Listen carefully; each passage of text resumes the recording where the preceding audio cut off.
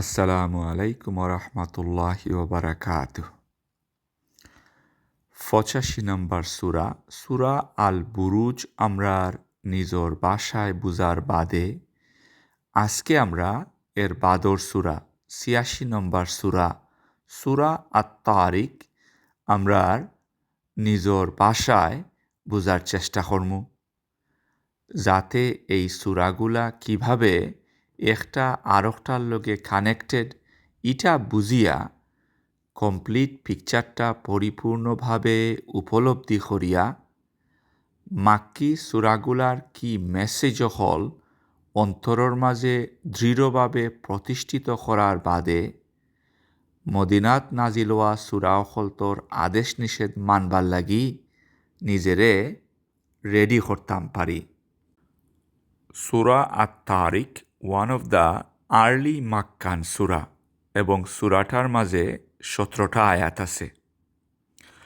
সূরা বুরুজুল্লাহ খান এই সূরাটাও শুরু হয় আসমানোর কসমর মাধ্যমে। আর সূরা বুরুজ যেহেতু আল্লাহ জালিম হলতরে ওয়ার্নিং দিসলা, ওথার লাগি আসমানোর লগে আসমানোর দুর্গ হল এবং ইনডাইরেক্টলি এই দুর্গ হলতর মাঝে যে ফেরেস্তা অথবা আর্মি হল আসইন তারার কসম দিসলা। সূরা আত-তারিকও আল্লাহ আসমানোর লগে আত-তারিক একটা স্পেসিফিক তারা স্টার এড করছেন এবং এই তারার লগে আমরার জীবনের যে সম্পর্ক আছে ইটা বুঝিয়া শিক্ষা নেওয়ার লাগি উদ্বুদ্ধ করছেন। আর সূরা বুরুজর শেষর আয়াত আল্লাহ কইসলা যে নবীজির গেছে কুরআনর আয়াতগুলা ফাটানির আগে কুরআনটা সংরক্ষণ করিয়া রাখা আছিল লাওহে মাহফুজ। কুরআন সম্মানিত, ইটস এ ট্রেজার, ওতার লাগি এই স্পেশাল বলটো সংরক্ষিত আছিল। আর যখন উপযুক্ত সময় আইছিল তখন সবচেয়ে বেশি সম্মানিত ফেরেস্তা জিব্রাইল আলাইহিস সালামর মাধ্যমে আল্লাহ তান সবচেয়ে সম্মানিত গুলাম নবী করিম সাল্লাল্লাহু আলাইহি সাল্লামর গেছে ইটা নাজিল করছিলা as a guidance for the entire mankind and jinnkind until the end of this world. আর এই সূরার 14 নম্বর আয়াত আল্লাহ আমরা রিমাইন্ডার দিছেন যাতে আমরা এই কুরআনটারে লাইটলি নেই না। ওখন আমরা এই সূরার প্রতিটা আয়াত একটা একটা করি আলাদাভাবে বুঝার চেষ্টা করব ইনশাআল্লাহ। আউযু বিল্লাহি মিনাশ শাইতানির রাজীম। বিসমিল্লাহির রহমানির রহিম। ওয়াস-সামাই ওয়াত-তারিক। কসম আসমানর আর রাইতর আগমনকারীর। আল্লাহ যদি সামাদ দুনিয়া হইতা তাইলে ইটা হইল নে দুনিয়ার আসমান অথবা প্রথম আসমানর কসম, অথবা সাবআ সামাওয়াত হইলে ইটা হইল নে 7 আসমানও হলতর কসম। যেহেতু আল্লাহ সামা হইসইন, আল্লাহ মেন্ট এভরিথিং অ্যাভাব আস। আর কসমটারে নিয়া শেষ করছইন আত-তারিক, যেটা শেষ রাইতর একটা উজ্জ্বল তারা। তারিক শব্দটার উৎপত্তি হইল তার্ক শব্দর থাকি, আর তার্ক শব্দর মানে হইল এমন একটা পথ যে পথ মানুষ প্রতিনিয়ত চলাফেরা করে। আর তারিক হইল ও ধরনের মেহমান যে রাইত চলাফেরা করে আর আখতা আইয়া দরজার মাঝে নক করে। 2 নম্বর আয়াতটা হইল ওয়ামা আদরাকা মাত-তারিক। আর রাইতো আজিরোয়া এই তারিখ সম্বন্ধে কেউ তোমারে কোনো জ্ঞান দিছেনি? অথবা how much do you know about it? এটা আল্লাহর পক্ষ থেকে একটা প্রশ্ন। তখনকার দিনের কথা তো বাদই দিলাম, এই 21st সেঞ্চুরিত আইয়াও আমরা এই তারাগুলা সম্বন্ধে খুব একটা জানি না। সায়েন্টিফিক্যালি আমরা খুব অ্যাডভান্সড হইলেও কোনোদিন মানুষ অত দূর পৌঁছতে পারত নাই। কারণ আমরা সবচেয়ে নিকটবর্তী তারা হইল প্রক্সিমা সেঞ্চুয়ারি। আমরা থাকি 4.25 লাইট ইয়ার্স দূরে। অত দূর মানুষে ক্যারি করতে পারব এই ধরনের স্পেসক্রাফট তো নাইই। ভয়েজার 1 যেটা একটা আনম্যান্ড স্পেসক্রাফট, যেটা নাসায় 1977 সালে মহাশূন্যত পাঠাইছে। আর এটা 38,000 মাইল বেগে চলতে আছে। সবচেয়ে fastest object made by human being. এই বাহনটা দিয়াও এই নিকটবর্তী তারাত পৌঁছতে লাগব 77,000 বছর। আর তারিখর কথা তো বাদই দিলাম। এই উদাহরণটা কি আমরা বুঝতাম পারি যে অত আধুনিক টেকনোলজি পাওয়ার বাদেও আমরা কোনোদিন আসমানোর এই সৃষ্টিগুলা সম্বন্ধে পরিপূর্ণ জ্ঞান অর্জন করতাম পারতাম নাই। আর আসমানোর মাঝে একটা দুইটা তারা নাই। সায়েন্টিস্ট সকলতর মতে আসমানও আছে 200 ট্রিলিয়নস গ্যালাক্সিস। আর প্রতিটা গ্যালাক্সির মাঝে আছে বিলিয়নস অফ স্টার্স। ইটা লইয়া চিন্তা করলে বোঝা যায় আল্লাহর সৃষ্টি জগত আমরা কত নগণ্য। তার বাদেও শয়তানোর ট্রাপও ফরিয়া আমরা নিজেরে অনেক কিছু মনে করি। 3 নম্বর আয়াত আল্লাহ কইন আন-নাজমুস সাকিব। এটা হইল একটা উজ্জ্বল নক্ষত্র, পিয়ার্সিং লাইট। কোটি কোটি বছরের দূরত্ব ফাড়ি দিয়া এই তারার বাত্তিটা আইয়া আমরার চৌকো ফসে শেষ রাত মরুভূমির মানুষ সকলতরে গন্তব্যত পৌঁছতে সাহায্য করে। তার রব আর আমরার রব যে সেম, ইটা আমরারে মনে করাইয়া দেয়। আর মনে করাইয়া দেয় যে তাল্লা খান আমরাও একটা নির্দিষ্ট গতিপথ চলতে আসি। আমরা সামনে যতই বাধা বিপত্তি আইয়া হাজির হয় না খেনে, আমরা কোনো সময় হতাশ অথবা নিরাশ হইতাম পারতাম নাই। কারণ সব কিছু আল্লাহর ক্ষমতার ভিতরে। অতএব কুরআনের আয়াতর মাধ্যমে আল্লাহর গ্রেটনেস উপলব্ধি করতে পারলে will get through any difficult time in our lifes. এর বাদে 4 নম্বর আয়াত আল্লাহ আমরারে কইরা তাইন কিতার লাগি এই সফরটা নিশ্চয়। ইন কুল্লু নাফসিন লাম্মা আলাইহা হাফিজ। কুল্লু নাফস অর্থাৎ আমরা প্রত্যেকের, আলাইহা হাফিজ অর্থাৎ গার্ডিং এঞ্জেলস, আমরার তত্ত্বাবধায়ক, আমরার অ্যাকশনস, আমরার আমলনামা রেকর্ড করবার লাগি ফেরেস্তা অকল নিযুক্ত করা আসইন। আল্লাহ কসম করিয়া এই কথাটা কইলা। এর বাদেও কি আমরা এই ফেরেস্তা অকলতরে অবহেলা করিয়া আল্লাহর অবাধ্যতার মাঝে নিমজ্জিত থাকতাম পারিনি? ইটা জানার বাদেও যে আমরার আমলনামাগুলা সংরক্ষণ করিয়া রাখাওর আর এই ফেরেস্তা অকল সাক্ষী দিবার লাগি কিয়ামতর মাঠও উপস্থিত থাকবা। এর বাদর সেকশনও আল্লাহ আমরারে আমরার নিজর সৃষ্টির দিকে খেয়াল করিয়া আমরা কিলাখান এই দুনিয়াত আইসি আর কোন দিকে আগাইতে আসি ইটা লইয়া চিন্তা করবার লাগি উদ্বুদ্ধ কররা, যাতে আমরা সঠিক সময়ে সঠিক সিদ্ধান্ত নিতাম পারি, সময়র সদ্ব্যবহার করিয়া দুনিয়ার তাকি বিদায় নিতাম পারি আর হাসরর মাঠর হাহাকার তাকি নিজেরে রক্ষা করতাম পারি। 5 নম্বর আয়াতটা হইল ফালিয়ানজুরিল ইনসানু মিম্মা খুলিক। অতএব মানুষের চিন্তা করা উচিত তারে কিতার তাকি সৃষ্টি করা হইছে। আল্লাহ যেহেতু আমরারে চিন্তা করার কথা কইসইন, অতএব আমরার ইটা লইয়া চিন্তা করা লাগব। আর অহংকার করার তাকি বিরত থাকা লাগব।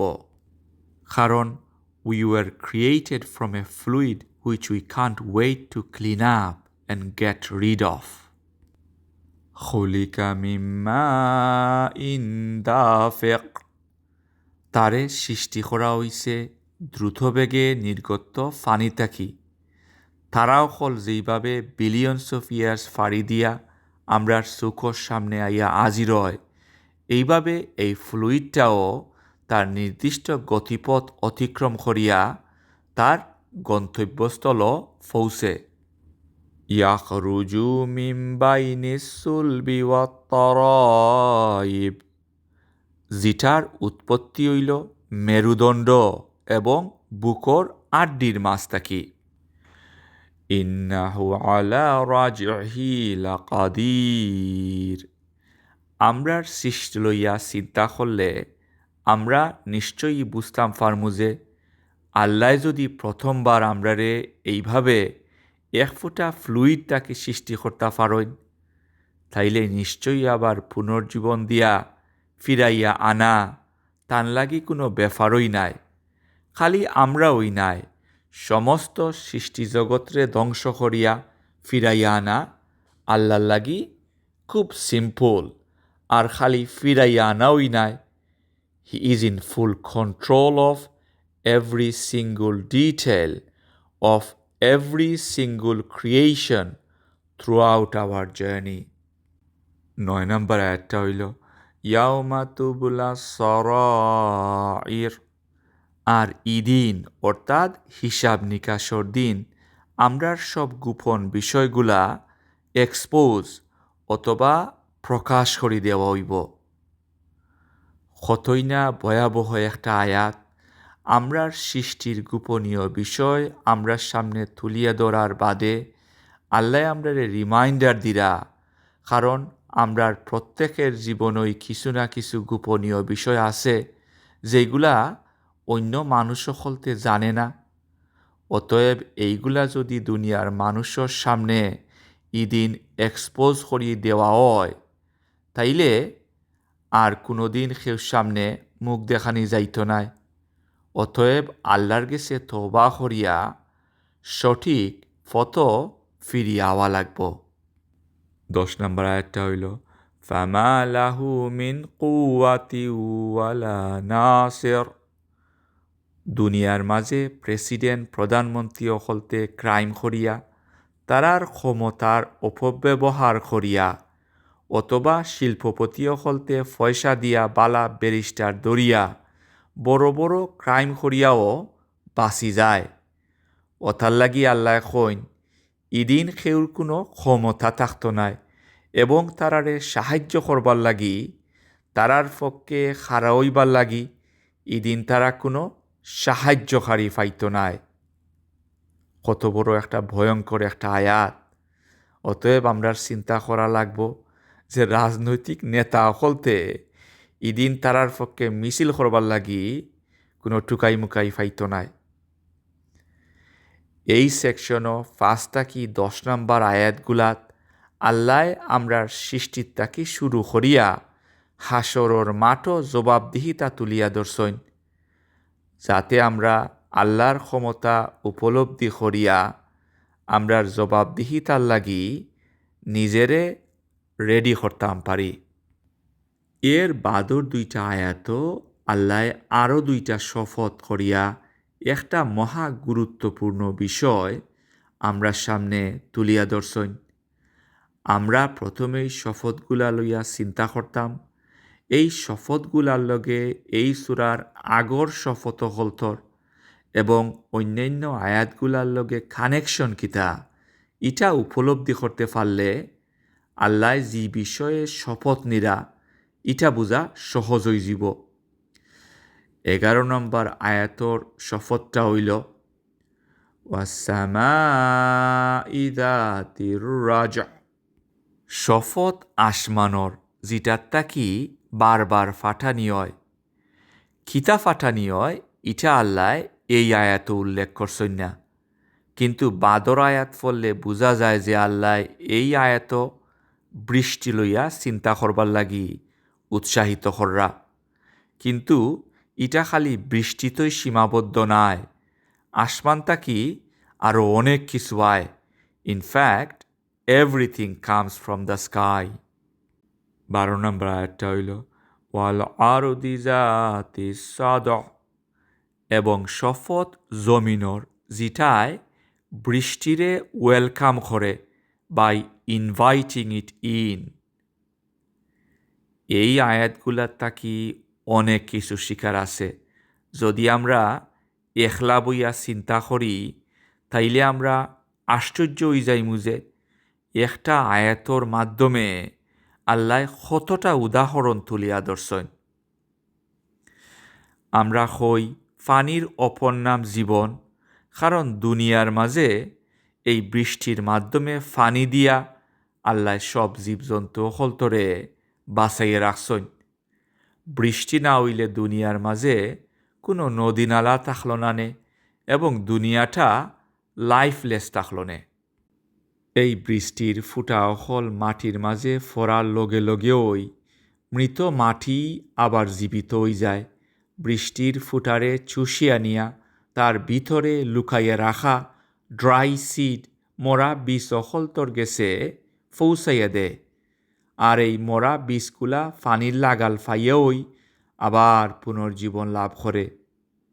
আর আল্লাহ তান অলৌকিক ক্ষমতার মাধ্যমে এই নিউলি গেরা দেওয়া বীজ অহলতরে শিখাইয়া দেন কিভাবে মাথাটারে মাটির তলে দি না গিয়া মাটির উফরে দি তুলত। আর এইভাবেই আল্লাহ দুনিয়ার মাঝে আমরা রিজকর ব্যবস্থা করেন। এইভাবে প্রতিনিয়ত বৃষ্টির মাধ্যমে মরা মাটির তাকি নতুন জীবন বাইর করিয়া আনরা। অতএব আমরারে শেষ বিচারর দিন মরা মাটির তাকি ফিরাইয়া আনা ইম্পসিবল অথবা অস্বাভাবিক কোনো ব্যাপার নাই। আর বৃষ্টির মাধ্যমে মরা মাটির তাকি পুনর্জীবন দেওয়ার মাঝে মানুষের সৃষ্টিরও হুবহুব মিল আছে, এবং ইটার মাঝেও আমরার কোনো কৃতিত্ব নাই। আল্লাহ তান অলৌকিক ক্ষমতার মাধ্যমে 2জন মানুষ তাকি দুনিয়ার মাঝে অতজন মানুষ বাড়াইয়া দিছইন, উদ্দেশ্যহীনভাবে নাই। প্রত্যেকটা সৃষ্টির একটা নির্দিষ্ট উদ্দেশ্য আছে, আর উদ্দেশ্য হাসিল করবার লাগি আল্লাহ আমরারে গাইডেন্স দিছইন। আর এই গাইডেন্সটারে যদি আমরা সিরিয়াসলি নেই তাইলে আমরা আমরার অবজেক্টিভ জীবনের মূল লক্ষ্য পরিপূর্ণ করিয়া চিরস্থায়ী সফলতা অর্জন করতাম পারমু। আর কিতার লাগি শপথ নিছইন ইটা এর বাদর 2টা আয়াত আল্লাহ উল্লেখ করছেন। 13 নম্বর আয়াতটা হইল ইন্নাহু লাকাউলুন ফাসল। আল্লাহ কইন নিশ্চয়ই ইটা ফয়সালাকারী বাণী। কিতার ফয়সালা? সত্য মিথ্যার ফয়সালা। কারণ এই কোরআনটায় আমরারে সঠিক এবং ভুল পথ দিওটই বালা করি বুঝাইয়া দেয়। আর কোন পথ ধরলে কিতাব প্রতিদান এটাও পরিষ্কারভাবে বর্ণনা করে, যাতে আমরা বুদ্ধি খাটাইয়া বালা করি বুঝিয়া সিদ্ধান্ত নিতাম পারি আর জীবনের প্রায়োরিটি নির্ধারণ করতাম পারি। বৃষ্টির মাধ্যমে আল্লাহ যেইভাবে মরা মাটির তাকি জীবনের ব্যবস্থা করছেন, এইভাবে আল্লাহ আসমান তাকি কুরআন ফাটাইয়া আমরার মরা অন্তরহলতরে জীবিত করেন, যাতে আমরা আমরার দুনিয়ার জীবনের মূল উদ্দেশ্য হাসিল করতাম পারি। কৃষকে যেইভাবে বৃষ্টির পানির সদ্ব্যবহার না করলে আগাছা ছাড়া কোনো বালা ফলন পাইত নাই, এইভাবে আমরাও যদি কোরআনের সদ্ব্যবহার না করি তাইলে কোরআন তাকি আমরা বেনিফিটেড হইতাম পারতাম নাই। এমনকি এই কোরআনে হাসরের মাঠও আমরার বিপক্ষে সাক্ষী দিব। আর আমরারই দিন বাঁচার কোনো পথ থাকত নাই। অতএব সময় থাকতে আমরার সময়র সদ্ব্যবহার করা লাগব। 14 নম্বর আয়াতটা হইল ওয়ামা হুয়া বিল হাজল। কোরআনটা লাইটলি নেওয়ার বই নাই, এটা অবহেলা করার জিনিস নাই। এটার আদেশ নিষেধগুলা আমরা সিরিয়াসলি নেওয়া লাগব। খালি মুখে নাই, খামর মাধ্যমে এটা প্রমাণ করা লাগব। অন্য মানুষে খুশি করবার লাগি নাই, আল্লাহরে খুশি করবার লাগি, এবং একমাত্র তানগেস থাকি প্রতিদানর আশায়। এর বাদর 3টা আয়াত আল্লাহ নবীজিরে উদ্দেশ্য করি কইরা ইন্নাহুম ইয়াকিদুনা কাইদা, নিশ্চয়ই তারা মানে মক্কার কাফির মুশরিক লিডাররা হলতে ভীষণ ষড়যন্ত্র করের। কার বিরুদ্ধে? নবীজি এবং তান সাহাবি হলতর বিরুদ্ধে। কিতার লাগি? কারণ তারা খালি ইসলামর দাওয়াতরে অস্বীকার করিয়াই থামছে না, তারা ঈসা আলাইহিসসালাম খান নবী মুহাম্মদ সাল্লাল্লাহু আলাইহি ইসলামরেও হত্যার প্ল্যান করের। ওয়া আকিদু কাইদা, আল্লাহ কইন আর আমারও একটা প্ল্যান আছে। আল্লাহ নবীজিরে রিয়েশিওর কররা যাতে নবীজিয়ে এই ব্যাপারে চিন্তা করেন না, কারণ মানুষে যতই প্ল্যান করে না কেনে আল্লাহর প্ল্যান অবশ্যই সুদূর প্রসারী এবং নিশ্চয়ই বাস্তবায়িত হইব। 17 নম্বর আয়াতটা হইল ফামাহলিল কাফিরিনা আমহিলহুম রুয়াইদা। মক্কার বেশিরভাগ কাফির মুশরিক হলতে নবীজিরে সামনে ফাইয়াও এই সুবর্ণ সুযোগর সদ্ব্যবহার করছে না, আল্লাহর একত্ববাদের উপরে বিশ্বাস স্থাপন করছে না, উল্টা মুসলমান হলতরে অত্যাচার নির্যাতন করছে আর নবীজিরে হত্যার প্ল্যান করছে। তারা মনে করছে যে তারা in control of whole situation. আর এই আয়াত আল্লাহ দেখাইরা যে তারা নাই, নবীজি in control of that situation. কারণ তাইন যদি আল্লাহর গেছে এরার ধ্বংসর লাগিয়া হাত তুলিয়া দোয়া করইন, তাইলে মুহূর্তর মাঝে আল্লাহ এরারে আসমানি গজব দিয়া ধ্বংস করিলাইবা। ওতার লাগি আল্লাহ এই আয়াত নবীজিরে উদ্দেশ্য করি হইন তারারে তুরা এক্সট্রা সময় দেও, কারণ Allah already made a plan of how to deal with them, যেটার আউটকাম আমরা পাইছি বদরর যুদ্ধত। অত অস্ত্রশস্ত্র আর প্রফেশনাল ফাইটার থাকার বাদেও তারা বদরর যুদ্ধত পরাজিত হইছে। আবু জাহাল সহ মক্কার বেশিরভাগ লিডার হল মারা গেছে। ইটা আমরারেও মনে করাইয়া দিরা যে আমরা যতই দুর্বল হই না খেনে, যদি আমরা আল্লাহর উপরে বিশ্বাস আর ভরসা করিয়া সঠিক ফতর উপরে অটল থাকি, তাইলে নিশ্চয়ই আমরা সফল কামইম। আস্তা দুনিয়ার আর্মিও যদি আমরার বিপক্ষে থাকে, তাইলে আল্লাহ আসমান তাকি আর্মি ফাটাইয়া আমরারে সাহায্য করবা বদরর যুদ্ধল্লা খান। এই ফুরা সুরাটাই একটা ট্রেজার। কোনো একটা আয়াতর গুরুত্বই কম নাই, কিন্তু 9 এবং 10 নম্বর আয়াতগুলা আমার গেছে খুবই ভয়ঙ্কর মনে হইছে। কারণ আল্লাহ কইছেন যে শেষ বিচারর দিন মানুষের গোপনীয় বিষয়গুলা প্রকাশ করা হইব, এবং ইদিন আমরা খের কোনো ক্ষমতা থাকত নাই আর মানুষে কোনো সাহায্যকারীও পাইত নাই। এই আয়াতগুলা শুনিয়া হতাশ হওয়ার কোনো কারণ নাই, কারণ 13 এবং 14 নম্বর আয়াত আল্লাহ আমরারে মনে করাইয়া দিছেন যে যদি আমরা কোরআনর আদেশ নিষেধগুলারে সিরিয়াসলি নেই, তাইলে ইনশাল্লাহ আল্লাহ সাহায্য অতি নিকটে। যেইভাবে আল্লাহ নবীজিরে অলৌকিকভাবে সাহায্য করছিলা, এইভাবে আল্লাহ আমরারেও সাহায্য করবা। এই সূরা এক্সপ্লেন করাত গিয়া আমার যে ভুলগুলা হইছে, আল্লাহ আমার এই ভুলগুলা মাফ করিয়া দিতা আর কুরআনের আদেশ নিষেধ অনুযায়ী আমরারে জীবনযাপন করার তৌফিক দিতা। আসসালামু আলাইকুম ওয়া রাহমাতুল্লাহি ওয়া বারাকাতুহু।